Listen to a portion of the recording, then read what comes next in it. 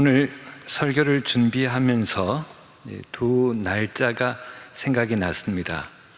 하나는 2월 16일이고요. 또 하나는 8월 16일입니다. 2월 16일 제가 대구의 한 교회 초청으로 오후 예배 설교를 하고 또 이어서 교사 세미나를 이제 인도하게 되었는데요. 그때도 이제 코로나 바이러스가 이렇게 좀 한창 진행이 되던 때였는데 대구는 굉장히 평온했었습니다. 사람들이 마스크도 거의 끼고 다니지 않고. 근데 서울에 그날로 올라왔는데 주중에 이제 신천지 사태가 터졌죠. 그리고 그 다음 주일인 2월 23일, 그때는 정부의 어떤 조치가 없었는데도 교인이 반 이상 출석을 하지 않았습니다. 근데 그 현상을 보고 즉각적으로 조사에 들어간 두 단체가 있는데요. 하나는 교회와 사회와의 관계를 연구하는 단체고 또 하나는 이제 기독교 언론 단체였죠. 설문조사에 들어갔는데 얼마나 출석했나를 보니까 역시 제가 그때 교회에 출석하는 걸 보고 지방에 있는 목회자, 서울에 있는 목회자 전화를 걸어서 좀 확인해 봤거든요. 근데 반 이상이 안 나왔다. 그런데 통계가 정확하게 맞았습니다. 40몇 %밖에 출석을 안 했고, 여러 가지 이제 문항이 있었는데 왜 안 나왔나를 물었을 때 3분의 2가 자신과 가족의 건강을 위해서 안 나왔다, 이렇게 대답을 했습니다. 그다음 우리가 잘 아는 것처럼 8월 16일 바로 전주에, 이번에는 이제 직전에 광화문에서 집회가 있었고, 그 다음에 한 주간 후인 8월 23일부터 비대면 예배가 다시 시작이 됐습니다. 제 생각에 적어도 이 우리나라에서의 코로나 바이러스 이 전염병 진행 과정에서 이 두 날은 중요한 분기점이 된 날이 아닌가, 이렇게 생각합니다. 그래서 오늘 말씀을 준비하면서도 여러 가지 좀 복잡한 그런 생각이 있었습니다. 오늘 제가 설교하는 내용은 방금 드린 내용을 배경으로 삼자는 것이지 이 내용 자체를 직접적으로 다루려는 것은 아닙니다. 사실 이 올 한 해를 거치면서 다 지나가진 않았지만 이 개인적인 얘기를 드려도 될지 모르지만 기도 시간에도 멍하니 이렇게 있게 되고 하는 그런 때가 많았습니다. 여러 가지 제 마음에 이제 좀 복잡한 생각, 그 다음에 성서적으로 신학적으로 이걸 어떻게 해석을 해야 될 것인가 고민이 깊었는데요. 그러면서 제가 여러 가지 중에 하나 이렇게 마음이 잡힌 게 뭐냐면은 공적인 영역에서, 공공의 영역에서 우리 그리스도인들이 또는 교회가 어떻게 처신을 해야겠는가, 어떤 사건에 대해서 어떻게 대처를 하고 또 우리가 어떻게 거기에 서 있어야겠는가, 이런 것에 대한 뭐랄까요, 교육이랄까, 가르침이랄까, 어떤 인식이랄까, 자각이랄까, 이제 그것이 시급하다, 이런 생각이 들었습니다. 그래서 오늘은 이런 것을 배경으로 하고 이참에 이 그리스도인이 공적인 영역에 들어갈 때 어떻게 해야 될 것인가 좀 생각해 보기로 하겠습니다. 사실 이 문제는 20세기 들어와서 공적신학, 공공신학 등등 번역이 조금씩 차이가 있지만 그 퍼블릭 테올로지라고 하는 분야가 주목이 많이 됐습니다. 그러나 성서를 잘 들여다보시면은 이미 이 문제는 구약에도 있고요. 제가 그냥 텍스트만을, 본문만을 말씀드리면은 창세기의 그 요셉 부분, 그 다음에 에스더서 같은 거 많습니다. 굉장히 많습니다. 그러니까 창세기에서부터 이 포로기에 이르기까지 이 문제를 어떻게 다루는가가 보이고, 특별히 신약에 들어가면은 바울이 이 문제에 대해서 분명한 가르침과 지침을 우리에게 제공합니다. 그래서 오늘은 이 바울 사도가 이것을 어떻게, 이런 문제를 어떻게 다뤘을까를 사도행전과 바울 서신을 통해서, 특별히 고린도 전서를 통해서 잠시 우리가 묵상하면서 살펴보려고 합니다. 바울은 세 가지 정체성을 가지고 있었습니다. 본인이 그것을 잘 알고 있었습니다. 혈통상으로 또는 민족적으로는 유대인, 히브리인, 이스라엘인, 아브라함의 후손이라는 것을 분명히 알고 있었죠. 그래서 고린도 후서를 보니까 11장 22절, 그들이 히브리인이냐? 나도 그러하며, 그들이 이스라엘인이냐? 나도 그러하며, 그들이 아브라함의 후손이냐? 나도 그러하며. 그 다음에 이건 어떤 논쟁 상황에 들어갔을 때죠. 조금 다른 상황이 있습니다. 로마서에서 이 9장 3절을 보면, 나의 형제 곧 고륙의 친척을 위하여 내 자신이 저주를 받아 그리스도에게서 끊어질지라도 원하는 바다, 그들이 구원받기를. 그래서 아까는 논쟁의 상황인데 지금은 이 자기 동족을 생각하면서 간절히 바라는 것이 있는데, 어쨌든 어떤 입장에서든 본인이 유대인이고 히브리인이라고 하는 것을 잊지 않았습니다. 즉 주님과의 언약 관계에 있었던 하나님의 백성이 자기의 동족인 것을 잊지 않았단 말이죠. 그런데 그것으로 끝나는 것이 아닙니다. 로마는 자기의 국적, 요즘 말하면 시민권 또는 국적이 로마인이라는 것도 잊지 않고 있었습니다. 흔히 우리가 바울은 모든 것을 배설물처럼 여겼으니까 뭐 그런 것도 다 버렸겠다 이렇게 생각하기 쉽지만, 사실 그 배설물처럼 여겼다라고 하는 본문의 의미를 좀 다시 한번 생각해 봐야 되고, 이 사도행전을 보면은 아까 읽었던 본문에서처럼 어떤 상황에 들어가면 내가 로마 시민인데, 로마 사람인데, 너희가 그러면 로마 사람답게 정식으로 재판에 회부해가지고 그 다음에 형을 정하고 그리고 처벌을 해야 될 텐데 그런 과정도 없이 나를 그렇게 대우를 하느냐? 이렇게 항변을 하는 것을 보게 됩니다. 그 다음에 사도행전 22장에서도 이제 로마로 이제 가기 전이죠. 그럴 때 22장 25절, 가죽줄로 바울을 매니 바울이 곁에 서 있는 백부장들을 이르되, 너희가 로마 시민 된 자를 죄도 정하지 아니하고 채찍질할 수 있느냐? 이 말 듣고 사람들이 되게 놀랐죠. 두려워했다고 그랬습니다.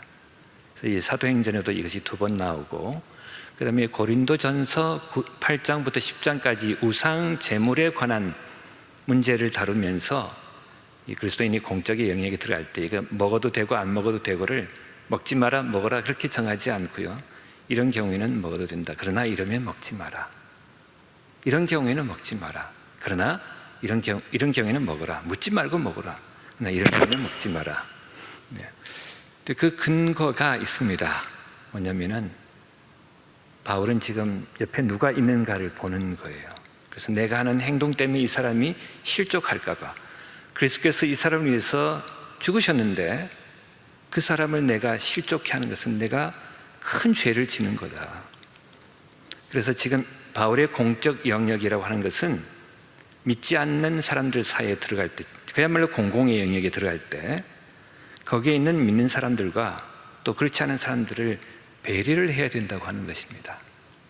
그래서 이거는 단순히 공공의 영역만으로 그렇게 한다는 것이 아니라 이 공적인 영역 안에 신자와 비신자가 같이 있는데, 그렇다면은 그리스도인으로서는 어떻게 해야 될 것인가?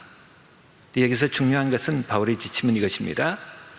저도 세 가지 정체성이 있죠. 그 중에 두 가지는 일치합니다. 저는 한민족이고 또 한국 국민입니다. 왜 이걸 구분하냐면은 요즘에는 민족적으로 다르지만 한국 국민이 된 사람이 적어도 200만이 넘기 때문에요. 그러니까 이거는 우리가 정말 이제는 기억을 해야 됩니다. 우리가 한민족이다 이런 말을 할 수가 없습니다. 이미.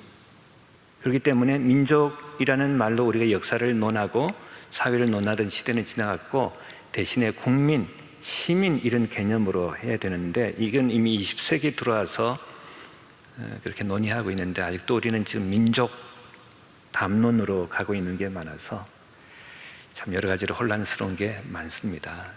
어쨌든 저는 두 가지가 일치합니다. 그러면서 그리스도인입니다. 자, 이럴 때 제가 공적인 영역에 들어갈 때 어떻게 해야 될까요? 오늘 이런 문제를 한번 생각해 보고자 하는 것입니다. 그다음에 이제 세 번째로 바울은 자신이 그리스도인이며 그리스도의 종이라고 하는 것을 잊지 않았습니다. 그래서 이것을 가장 중요하게 여겼고, 그래서 공적인 영역에 들어갈 때나 동족들을 향해서나 내가 그리스도의 종이라는 것을 잊지를 않았습니다. 그동안 우리도 역시 너희가 그리스도인이라는 것을 어디나 잊지 마라라는 말을 많이 들었습니다. 근데 그 다음에 오해가 시작이 된 것 같습니다. 왜냐하면 공적인 영역에 들어갈 때는 내가 그리스도인이지만 일단 전면에 서는 것은 한국인인데, 이 한국인이라는 사실을 잊어버린 채 그리스도인이라고 하는 정체성만 갖고 들어갔기 때문에 여러 가지 문제가 일어나지 않았나, 이런 생각이 듭니다. 또 한 가지 놓친 것은 이 공적인 영역에서 내가 어떻게 행동을 해야 이 덕이 될까, 믿는 자들에게와 믿지 않는 자들에게 본이 될까, 그들이 실족하지 않도록 그렇게 내가 처신할 수 있을까, 이거를 또 미처 생각을 하지 못한 것 같습니다. 저는 이게 참 아쉽지만, 그러나 이게 좀 어쩔 수 없다고 생각합니다. 왜냐하면 그동안 여기에 대해서 우리가 지혜를 받지 못했기 때문에요. 미처 여기까지는 우리가 생각하지 못했기 때문에 그렇습니다. 그런 면에서 잘된 것은 아니지만 어쩔 수 없는 거죠. 이제 우리에게 다시 한번 주님 앞에서의 어떤 학습, 배움이 시작이 된 것입니다. 그렇지만 여러분 교회사를 잘 들여다보시면은 교회는 그렇게 해서 성숙해 갔습니다. 무슨 말이냐면은 이단의 도전, 또 밖에서 들어오는 혼합주의의 도전, 이런 것을 받으면서 그때그때 맞게 몸살을 앓고 진통을 겪으면서 어떤 사람은 잘못 생각해서 잘못된 길로 가기도 하고, 그러나 그런 과정을 거치면서 미처 깨닫지 못했다가 깨달음을 얻고 그것을 교리 또는 신학으로 이렇게 정립을 해서 후대에게 넘겨줬죠. 이런 상황에 들어갈 때 다시 실수를 범하지 않도록 서구는 이 과정을 오래전부터 겪었습니다. 그래서 정치와 종교의 분리, 이런 것이 어느 정도 되어서 이 국가가 교회에 대해서 간섭하지 않으려고 하고, 교회도 교회 이름으로 국가에 대해서 깊이 이래저래를 하지 않고 어느 정도 신사도를 지키면서 서로 간에 거리를 두는 것, 상호 존중을 하는 것, 이런 전통이 있었는데 제 생각에 지금 서구도 이게 좀 많이 무너져 가는 것 아닌가, 이런 생각이 드는데, 우리는 그런 과정이 전혀 있지도 않았으니 여기에 대해서 서툴 수밖에 없다. 그러니까 이런 이해를 일단 우리가 먼저 가져야 이 상황에 대한 해법을 우리가 찾을 수 있지 않겠나. 안 그러면은 비난만 하고 싸우고 그러다가 자멸하는 길밖에는 없겠다, 이런 생각이 듭니다. 제가 제일 마음이 아픈 거는 이런 상황에서 그리스도인끼리 마치 원수인 것처럼 욕을 퍼부으면서 그렇게 서로 싸우고 있다고 하는 것입니다. 제가 제일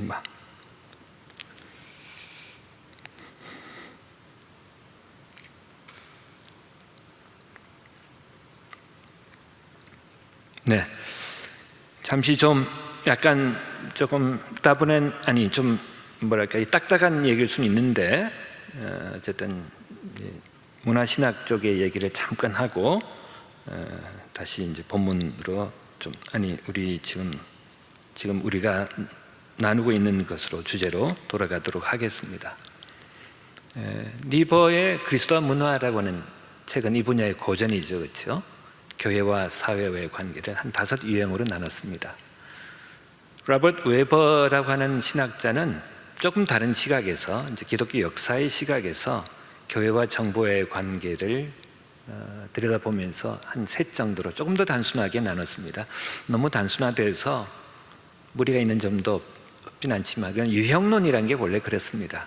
유형론이라는 것이 그래서 어떤 통찰력을 얻기 위한 것이니까 어떻게 나오느냐면은 콘스탄티누스 이전에 즉 교회가 박해를 받던 정부가 교회를 박해하던 시절을 분리 모델이라고 했습니다. 그 다음에 이제 콘스탄티누스 황제 때 밀라노 칙령으로 이제 종교의 자유가 선언이 되면서 그 후에 서구 사회의 국교가 기독교로 되어가던 그런 시절을 동일시 모델이라고 했습니다. 그 내용의 핵심은 이것입니다. 정부와 교회가 하나님의 선교를 위해서 함께 가던 때, 그래서 정부의 역할이 있고 교회의 역할이 있다고 믿었던 때, 적어도 서로 협력을 했던 때, 그 뭐랄까요, 이 헤게모니라고 할까 이걸 놓고 갈등을 빚었던 적이 있지만 어쨌든 기본적으로는 그랬다는 뜻입니다. 그 다음에 이 종교개혁 이후에 서구가 세속화 과정을 거치면서 이제는 정치와 종교가 분리가 되고 즉 박해하지도 서로 이렇게 동역을 하지도 않는 그런 상태가 되면서 그리스도인들이 사회에 들어가서 기독교적인 가치로 사회를 변화시키고자 하는 것, 우리가 변혁 모델이라고 합니다.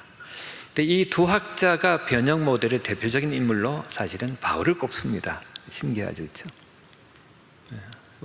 저는 한때 바울 하면은 아테네에 가가지고 그 신전이 가득한 것을 보고 막 화가 났다 그랬죠. 우리나라의 상황에서는 저를 보고 화가 났다고 하는 거거든요.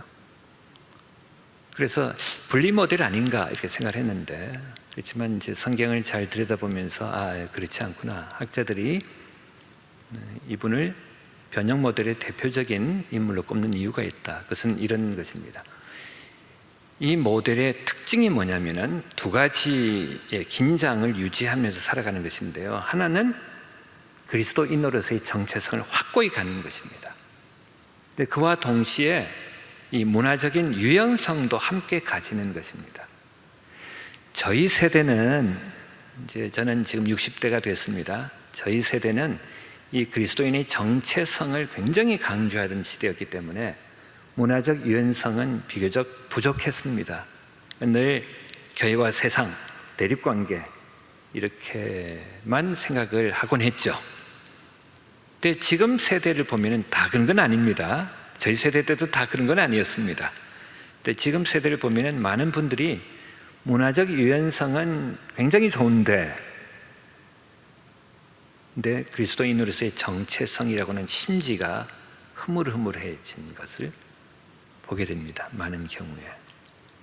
사실은 이 둘이 같이 가야 되는 것인데요. 무슨 말이냐면은 우리가 세상에 속한 것은 아니단 말이죠. 그럼 그리스도의 정체성을 지켜야 된단 말이죠. 그런데 세상 안에 있지 않겠어요? 속하진 않았으나 안에, 그렇죠? Not of it, but in it. 그러면 문화적 유연성은 피할 수 없는 것입니다. 그리고 이 두 가지가 있어야만 진정한 사회 변혁이 가능해집니다. 이제 그런 것을 우리가 좀 염두에 두면서 이제 오늘의 상황을 좀 다시 잠깐 보면요. 제가 지금 오늘의 상황을 다루려고 하는 것이 아닙니다. 여기에서 어떤 통찰력을 얻고자 하는 것입니다. 근데 지금 상황에서 아쉬운 것은 이런 것입니다. 교회 안에서의 의견 조정이 없습니다. 그러니까 분명히 지금 교인들을 보면은 사회에 우리가 참여하는 마음으로 사죄를 하자. 실제로 그렇게 참 교회가 미안합니다라고 하는 그 플래카드를 내건 교회도 있고, 또 이 소셜 미디어, 우리가 SNS라고 하는 소셜 미디어에는 종종 참 미안합니다 이런 것이 이제 그림과 함께 이렇게 포스팅된 것을 보곤 합니다. 이런 쪽이 있고, 다른 쪽은 이건 부당하다, 억울하다, 이건 항의를 해야 된다 이런 쪽이 있는데, 그쪽의 논지도 들여다보면 사실 틀리지는 않거든요. 왜냐하면 한 예를 들면은 신천지 사태가 터졌을 때 옛날 같았으면은 신천지 집단이라고 했을 텐데 신천지 교회라고 부르면서 교회를 싸잡아서 이제 공격하는 언론이 많이 생겼습니다. 분명히 다른 것인데 옛날에는 그것을 그 차이를 존중해 줬는데 같이 매도를 당하는 그런 등등 여러 가지 저는 이거 비교적 구체적으로 이렇게 여기에 대한 사실을 그동안 조사를 해와봤기 때문에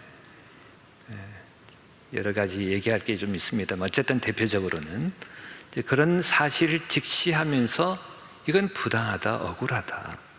그래서 여기에 대해서 항의하고 항변하고 이런 쪽으로 가려고 하는 분들이 있어요. 양쪽 다 어떤 뭐라 그럴까요? 진실이 있고 일리가 있고 타당성이 있습니다. 근데 문제는 이 완전히 달라 보이는 어떤 사실에 근거한 달라 보이는 이 둘 사이에서 이것을 절충하고 조정해서 전체 교회 입장으로 뭔가 발표할 수 있는 그런 기관이나 그런 어른들이나 그런 것이 이제는 잘 보이지 않는다고 하는 것입니다. 이게 저로서는 참 안타깝습니다. 근데 그와 함께 대정부 관계도 전에는 어떤 성향의 정부가 들어섰던지 간에 이 정부와 또는 청와대와 그 다음에 교계 어른과의 채널은 늘 있었어요. 그래서 초청을 해서 얘기를 듣기도 하고 교계 의견을 반영시키기도 하고 교계도 정부의 입장을 받아들여서 어느 정도 서로 충돌하지 않는 그런 선에서 이렇게 가곤 했었는데 지금은 그런 노력이 잘 안 보입니다. 그러니까 이게 안팎으로 참 어려운 상황이 됐어요. 완충지대가 없고 조정을 향한 의지가 없이 충돌만 하고 있는 거예요.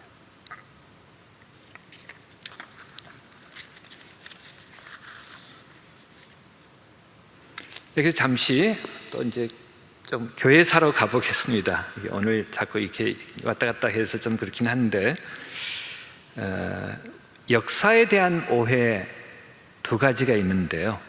역사 철학에서 중요한 것입니다. 첫째, 과거는 미개했던 것이 아니다라는.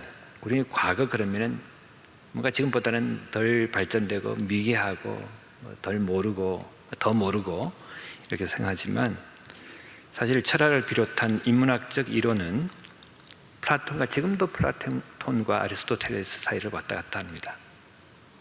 이게 벗어날 수가 없습니다. 어려워요. 그 다음에 한 예를 들면은 조금 구체적인 예를 서구에는 11세기부터 시작된 로마네스크 건축 양식이 있습니다. 로마네스크라고 하는 것은 로마 풍의 이런 뜻이에요. 무슨 말이냐면은 로마 시대 때 이 대형 건축 기술이 있었는데 로마가 무너지고 세월이 흐르면서 그 건축 기술을 다 잃어버렸습니다. 전승이 안 된 거예요. 그러다가 11세기 들어와서 사람들이 발견한 것이 있는데 그게 뭐냐면은 이 아치형으로 이 창을 만들면은 그 다음에 여러 가지 안에 내부도 아치형으로 만들면은 이 하중을 아주 잘 견딜 수 있다는 것을 발견했습니다. 그래서 나온 것이 로마네스크 양식이고 이때부터 다시 대형 건축이 시작이 됩니다. 물론 대표적으로 이제 교회 건물을 그렇게 세웠죠. 지금 우리나라 로마네스크 양식은 어디서 볼 수 있냐면은 정동 가시면은 그 영국 성공회, 영국에서 온 성공회, 그렇죠? 그 우리 한국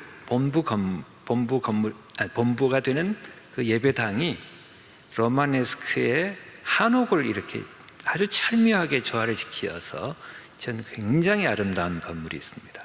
건축에 관심이 있으시면은 꼭 가셔야 되는 그런 건물입니다.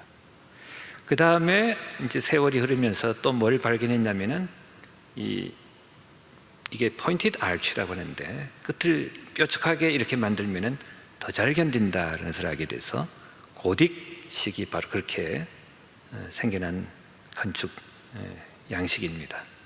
그때가 되면은 이제는 창이 넓어지고 벽이 얇아지고 하중을 잘 견디니까 굉장히 날렵해지죠. 로마네스크는 좀 둔탁했는데 어쨌든 옛날보다 지금이 훨씬 더 낫지가 반드시 적용되지는 않고 그 다음에 적어도 지혜라는 면에서 우리가 옛날보다 훨씬 더 지혜롭다 그렇게 말하기는 어렵습니다. 그런 것은 아닙니다. 또 이제 조심해야 될 것이 반대의 건데요. 과거가 황금기였다라는 것입니다.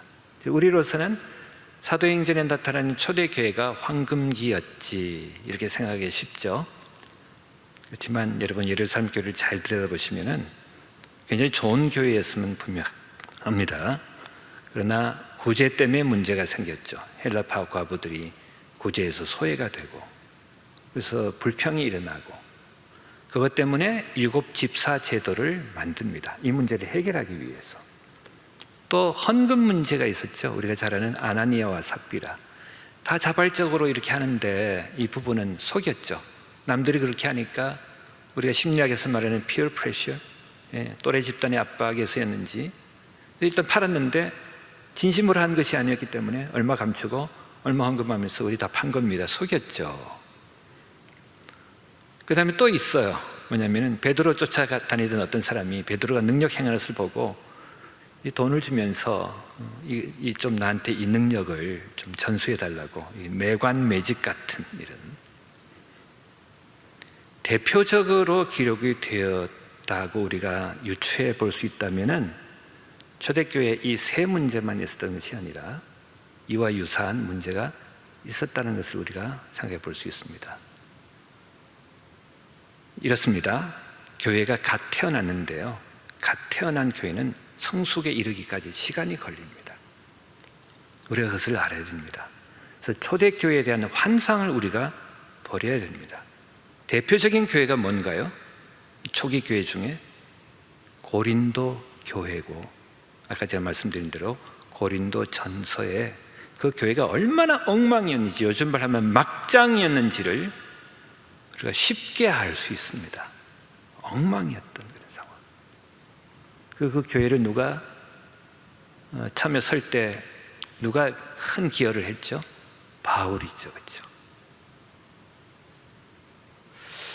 저는 이게 참 생각해 보면은 어떤 생각해 보면은 바울이 참 내가 못나서 잘못했기 때문에 교회가 이 모양이 됐군요. 이렇게 하지 않고 고린도 전서에서는 내가 분명히 주의 복음을 제대로 전했는데 왜 이 모양이 됐냐라고 굉장히 질책을 합니다.